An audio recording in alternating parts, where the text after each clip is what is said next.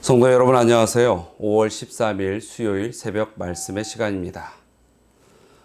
오늘은 역대하 10장부터 13장까지의 말씀을 통독하시고 또 하나님의 은혜를 받는 우리 모든 성도님들 되시기 바랍니다. 자, 먼저 10장부터 13장까지의 말씀을 간단하게 요약하도록 하겠습니다. 자, 먼저 10장에서는 왕국의 분열과 르호보암의 즉위에 관한 내용을 살펴볼 수 있습니다. 그리고 11장에서는 르호보암의 초기 3년 동안의 사업을 우리는 기록을 통하여 읽을 수 있고요. 그리고 12장에서는 르호보암이 배교하는 이야기, 그리고 13장에서는 아비야의 통치와 강성에 관한 말씀들을 살펴보게 됩니다. 자, 우리가 오늘 아침에 본문으로 삼아 함께 나눌 말씀은 역대하 11장 4절의 말씀입니다.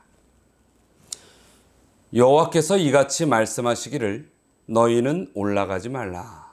너희 형제와 싸우지 말고 각기 집으로 돌아가라.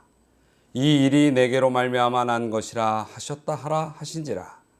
그들이 여호와의 말씀을 듣고 돌아가고 여로보암을 치러 가던 길에서 되돌아왔더라. 이스라엘은 솔로몬 이후에 두 나라로 나뉘어진다는 것을 우리는 이전의 말씀들을 통하여 여러 번 살펴보게 되었습니다. 솔로몬의 아들 르호보암은 이제 솔로몬에 이어서 왕이 되었지만은 그는 반쪽짜리 나라만을 갖게 되었습니다. 여로보암이 이끄는 10지파는 북방 이스라엘이라는 그러한 나라를 형성하게 되었고, 이 솔로몬의 아들 르호보암은 남방 유다의 나라의 왕이 되어서 국가를 형성하게 되었습니다. 자, 그런데 이 르호보암이 북방 이스라엘의 10지파를 되찾기 위한 마음이 간절했습니다. 그래서 여로보암 왕을 치고 북방 이스라엘의 10지파를 이제 하나의 나라로 다시 회복하기 위해서 18만 명의 군사를 일으키게 됩니다. 18만 명. 결코 작은 숫자는 아니죠. 그런데 이 성경을 보면 르호보암 이후에 여러 왕들이 군대를 일으킨 기록이 있는데, 아비야 왕 때는 40만, 아사 왕 때는 58만, 여호사밧 왕 때는 116만 명의 이 군인이 있었던 기록을 살펴볼 수 있습니다. 그렇게 보면 18만 명은 그리 많은 숫자로 볼 수 있는 것은 아닙니다. 하지만 르호보암은 충분히 승산이 있다고 생각했고 그렇게 자신은 잘 준비됐다고 여겼습니다. 그러나 그때 이 르호보암에게 하나님께서 그 하나님의 뜻을 전달합니다. 그 뜻은 그렇게 어렵사리 훈련시키고 모으고 전쟁 준비를 했던 18만 명의 군사들을 움직이지 말라는 것이었습니다. 왜 그랬을까요?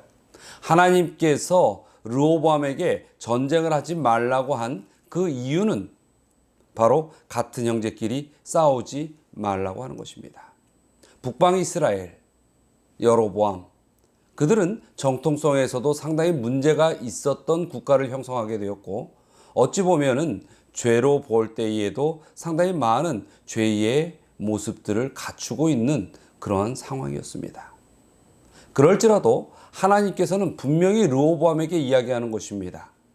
같은 형제끼리 전쟁하며 싸우는 것을 나는 용납하지 않겠다.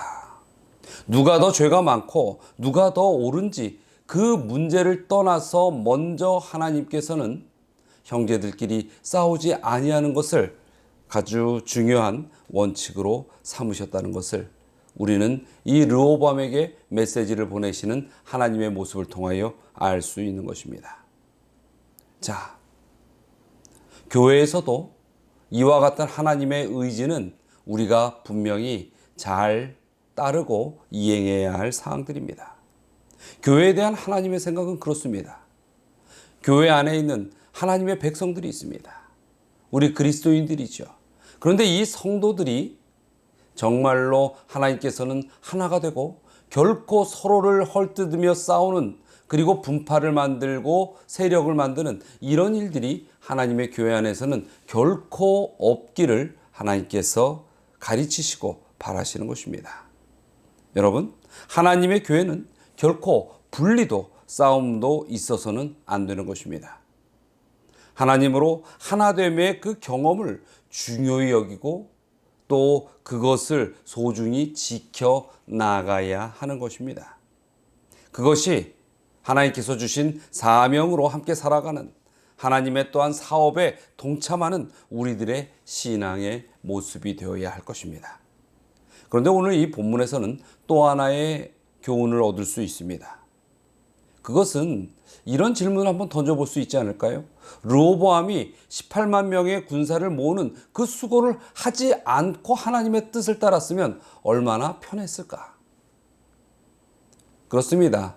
그런데 여기에서 알 수 있는 것은 르호보암이 18만 명의 군사들을 만들고 또 북방 이스라엘과 전쟁을 하려 했었던 것이 하나님과의 소통 속에서 뜻을 세운 것이 아니라는 것입니다.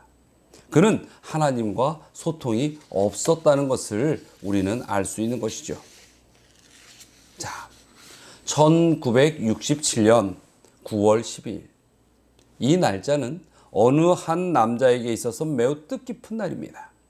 벌써 50년이 넘은 오래전에 한 사건이 있었습니다.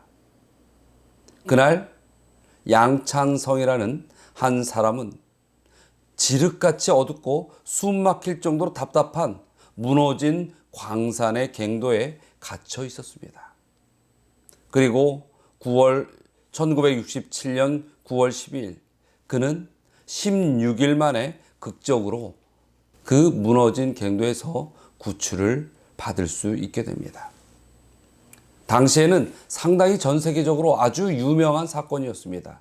왜냐하면 그 무너진 갱도에서 16일을 지륵 같은 어둠 속에서 살아남는다는 것은 불가능하다고 여겼기 때문입니다.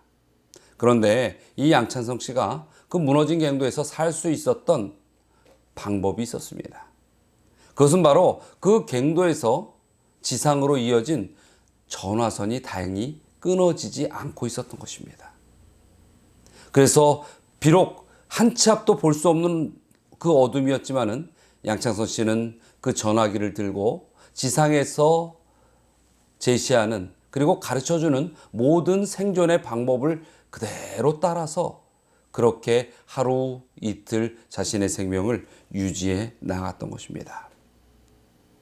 어쩌면 이 양창선 씨가 하루빨리 이 갱도에서 나가고 싶어서 자기 스스로가 어떤 방법을 강구하고 자기 의지대로만 했다면 아마 그 갱도는 다시 무너지고 그는 지상으로 나올 수 없었을 것입니다. 그러나 이 바깥에 있는 전문가들의 지시사항에 따르고 그 지시에 따라서 행동했을 때 그는 자신의 생명을 구할 수 있었던 것이죠. 여러분, 오늘 이 본문의 말씀 속에 르호보암이 잃어버린 열 지파를 찾으려 하는 그 노력은 어찌 보면 선한 모습처럼 보일 수 있습니다.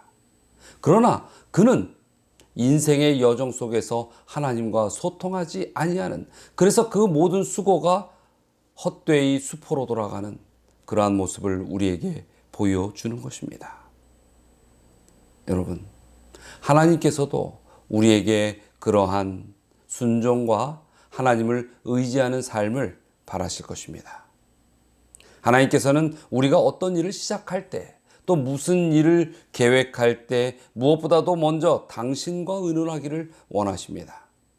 그러므로 우리는 무슨 일이든지 그 일을 시작함에 있어 먼저 우리의 상담자 되시는 하나님께 그분의 뜻을 묻는 그런 자세로 하나님과 소통하며 그 모든 것들을 진행해 나가는 그런 인생을 살아야 하는 것입니다. 사랑하는 우리 서울중앙가족 여러분, 여러분이 지금 무엇인가 세우고 있는 계획이 있습니까? 원하는 바 내일의 일들이 있습니까? 또 혹시 너무나 힘겹게 지금 해결치 못하고 직면한 어려운 고통의 일들이 있습니까? 그런 매 순간, 모든 순간에 하나님과 소통함으로 하나님의 능력으로 여러분의 인생이 이끌림을 받고 또 그런 것들을 해결할 줄 아는 그런 삶을 사시게 되기를 간절히 바랍니다. 자, 우리가 오늘 함께 기도할 내용이 있습니다.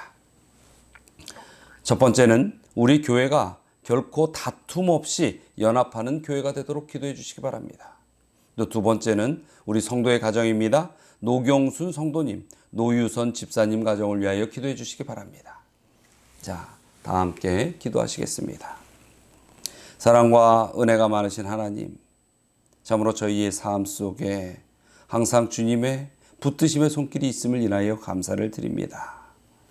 또 주님께서 우리 교회의 복음을 온전히 붙들고 설 수 있도록 굳건함으로 세워주셨고, 또 저희들이 그 안에서 온전한 신앙의 길들을 걸어가고자 함께 모여 있습니다.